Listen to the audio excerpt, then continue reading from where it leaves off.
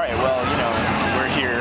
We're here at the 2011 New York City Occupy Wall Street protest. I would like to actually not call it a protest because although we're protesting things, we're protesting like basically existence as it is. So it's really widespread, which has polarized a lot of people I've been talking to. A lot of people are either like totally on board with it being really open-ended, and other people are totally needing it to have focus.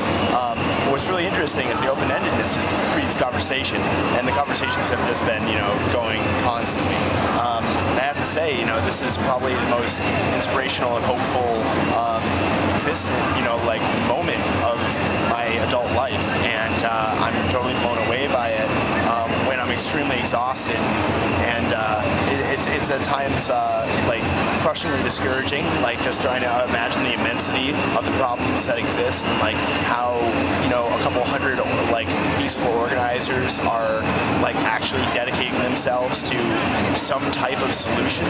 And but like once I step outside of the square and I start interacting with other people, I'm bombarded with the extremity of everyday life in our civilization.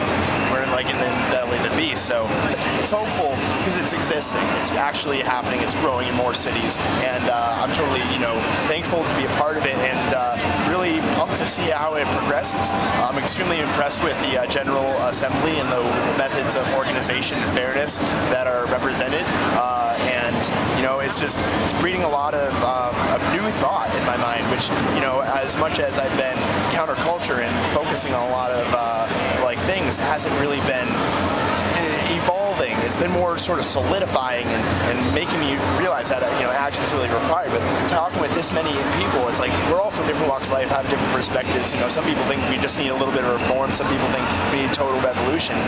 It's breeding a lot of awesome new ideas, and I'm having a great time with it. What's really interesting is I've been sitting on the steps over here, or standing rather, and passers-by would be coming and going, and some people would be filtering in and out of the square, but probably the majority, probably like 80% of the people were just walking right by. And it was interesting because when I would try to engage with them, about 50% of them would not make eye contact, would not move. A lot of them had the iPod in, they just like and walked right by, and it reminded me of like the way I act sometimes when somebody gets on the train or the subway and is like, "Let me introduce myself, I've been doing this thing," and then walks around like tries to get money. I just I'm just like, I ignore him, and so it was interesting to feel from that perspective. But with the times when people would bite, I'd be like, hey, what do you think about what's going on, both here and like in the world? Like, what's your perspective? I want to hear your voice. And when I presented it in that way, people would open up, and they like every average Joes on the street would tell me what's up. And I talked to day traders, I talked to like cops, I've talked to like immigrants, I've talked to young folk, old folk, and nobody's happy. Nobody's fucking happy with the way things are going. And what's crazy is like vicariously all we're doing with our daily lives is perpetuating a status quo that nobody fucking likes. And that's really inspiring in its own way. So once I started engaging with them, everyone has different perspectives and strategies on how to solve this kind of problem. But when we go deeper enough into a conversation, it becomes obvious that we need revolution.